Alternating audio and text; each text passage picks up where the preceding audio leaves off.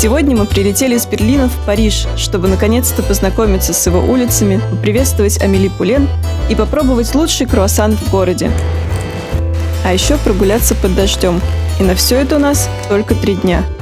Подождите. Как бы называлось это видео, если бы мы не взяли билет именно на тот самый понедельник, когда в берлинском аэропорту началась забастовка и наш рейс отменили? Поэтому мы решили забронировать еще одну ночь в отеле и улететь на день раньше. И не зря, потому что именно по воскресеньям в Париже можно попасть на их знаменитые блошиные рынки. Таким образом, наше путешествие началось на границе 14 и 6 аррondissement, и первым делом мы отправились на блошиный рынок недалеко от отеля, где мы остановились.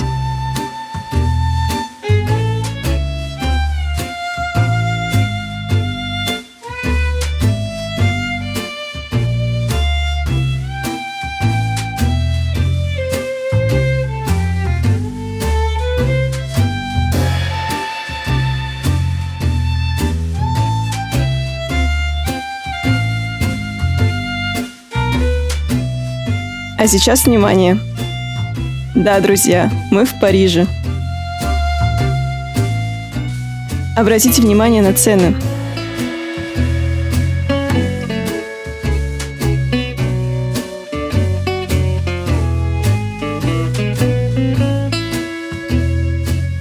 Тут, как и в Берлине, тоже любят собак, но почему-то не любят за ними убирать.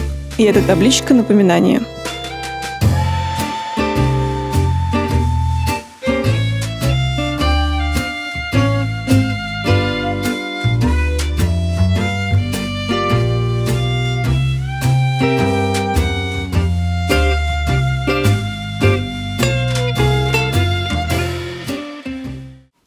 Вот она, 33-метровая звезда Парижа, Эйфелева башня. И располагается она на Марсовых полях в 7 аррondissement. И я думаю, она не нуждается в дальнейшем представлении, поэтому просто поделюсь своими впечатлениями. Ну и, конечно, не будем забывать смотреть по сторонам.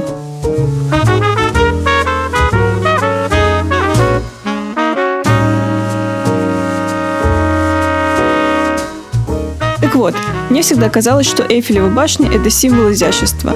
Но когда я впервые ее увидела, то поняла, что это тот еще зверь, а точнее существо, живущее своей жизнью внутри города, или даже не так. Это целый металлический вертикальный город внутри города, наглядный символ эпохи индустриализации.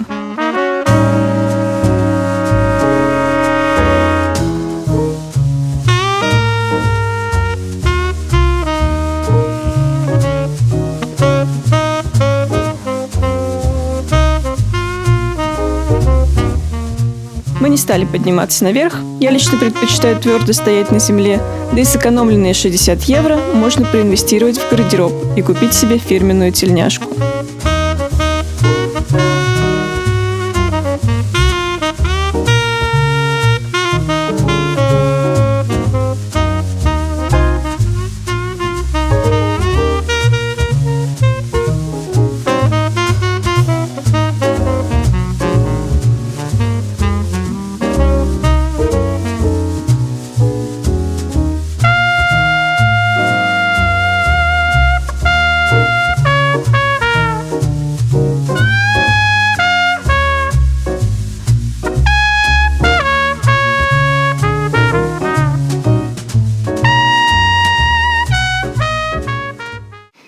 Да, Париж довольно дорогой город, но в хорошую погоду вы всегда можете бесплатно наслаждаться его архитектурой и улицами. Если у вас мало времени и ограничен бюджет, вам не обязательно обходить все его галереи, потому что Париж – это уже один большой музей.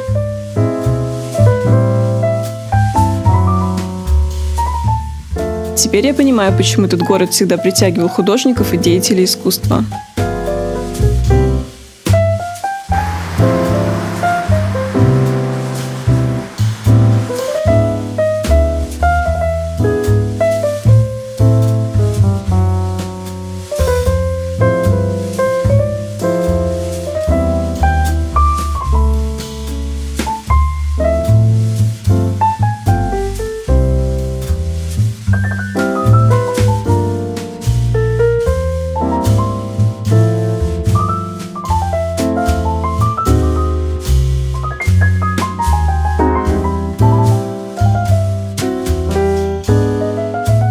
В этот раз я не успела зайти в музей моды, однако в центре модных событий Парижа я все же успела оказаться. С собой в поездку я взяла мой любимый бежевый плащ, просто потому что он легко сочетается со всей моей черной одеждой и подходит как нельзя лучше к переменчивой парижской погоде в конце апреля.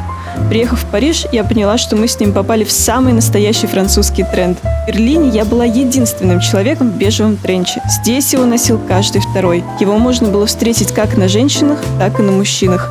Кадров, к сожалению, у меня не осталось, но поверьте мне на слово.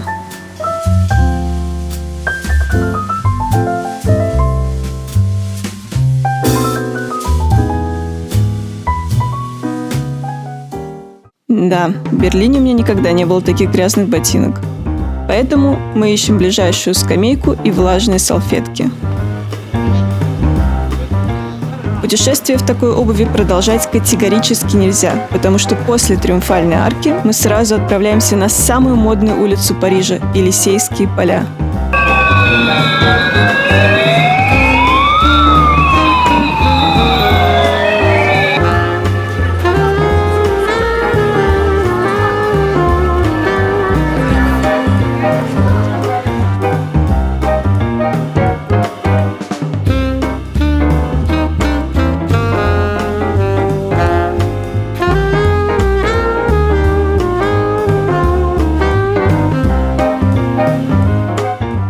Французы очень любят потолпиться в очереди.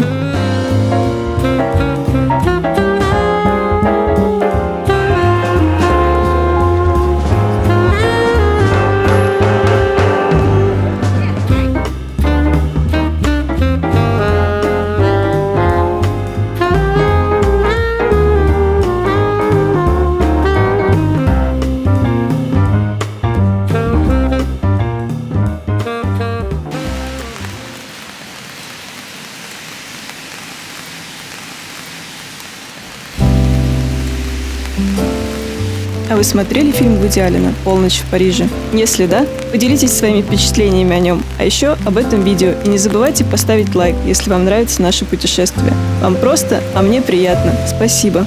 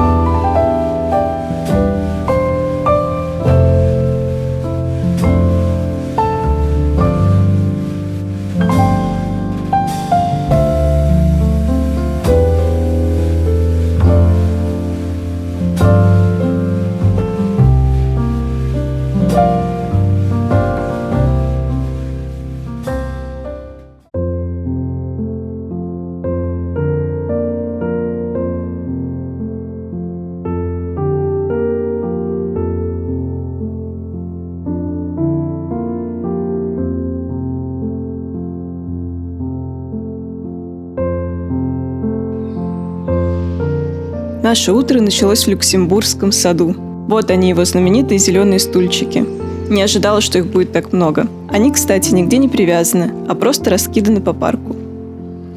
Ну все, оставлю вас любоваться этой красотой без лишних комментариев.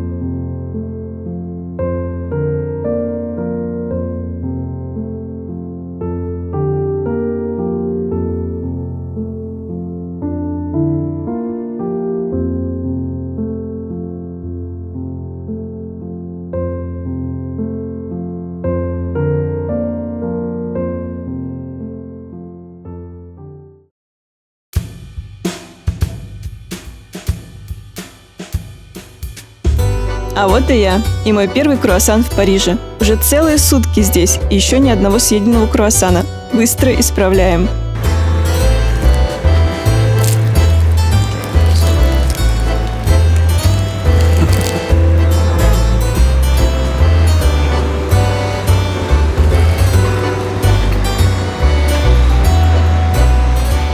остановились в небольшой пекарне недалеко от Сорбонны. Кто-то приезжает в Париж грызть гранит науки, но лично я приехала отведать его круассан. Посмотрите, какая у него глазированная корочка. Первый раз вижу такое здесь. А это мой капучино, и посмотрите на его пенку, она еще как-то держится. Кстати, я заметила, что в парижских кофейнях почти всегда капучино посыпают слегка растопленным какао. Чем-то напоминает корочку на крем-брюле.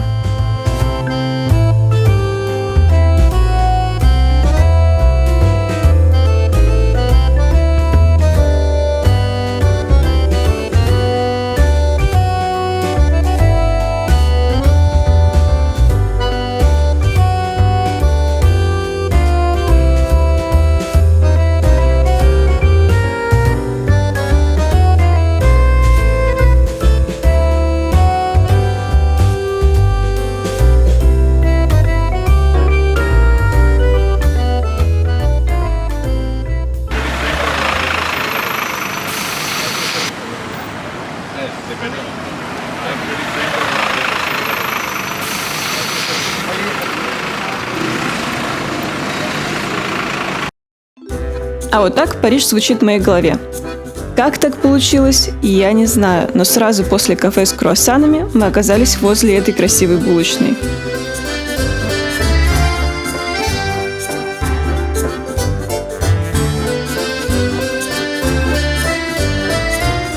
И было невозможно пройти мимо. Я кое-что взяла и здесь.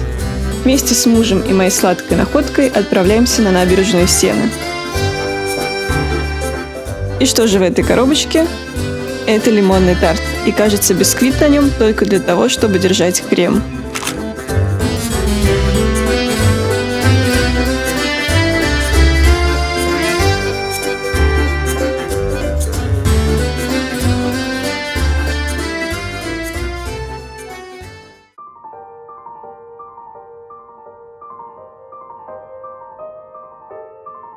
А вот и он, Нотр-Дам-де-Пари, который вместе со скрипачом на площади в буквальном смысле довел меня до слез. Не представляю, сколько времени его еще будут восстанавливать.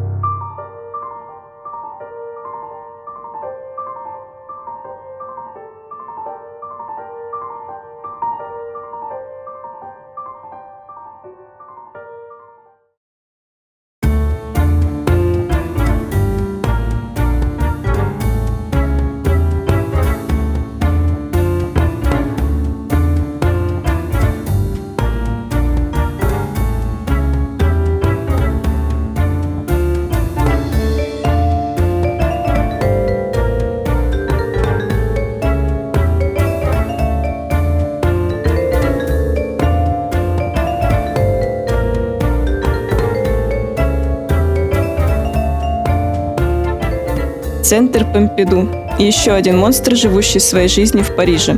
Внутрь мы не стали заходить. Если вы спросите почему, то вот почему.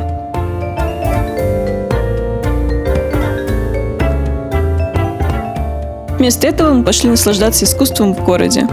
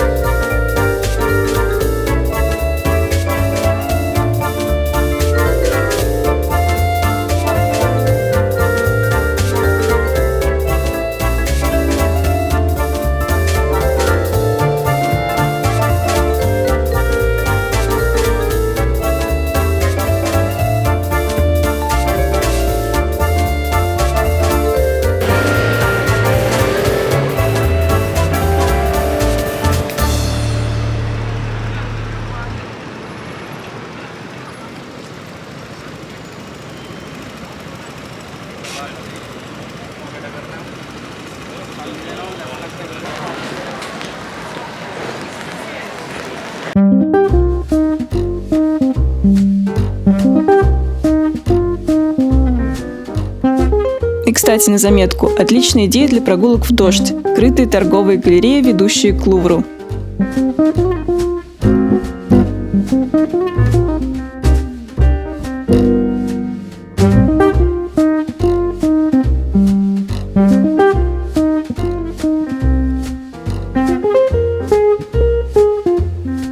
И мне как раз нужны были ручки для комода.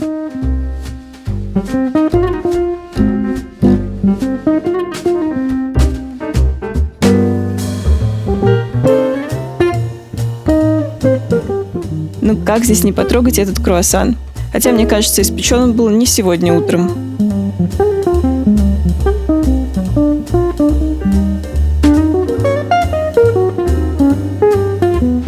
А эта изысканная бутылочка не вина, а виноградного сока, но как подано. Идем в Лувр.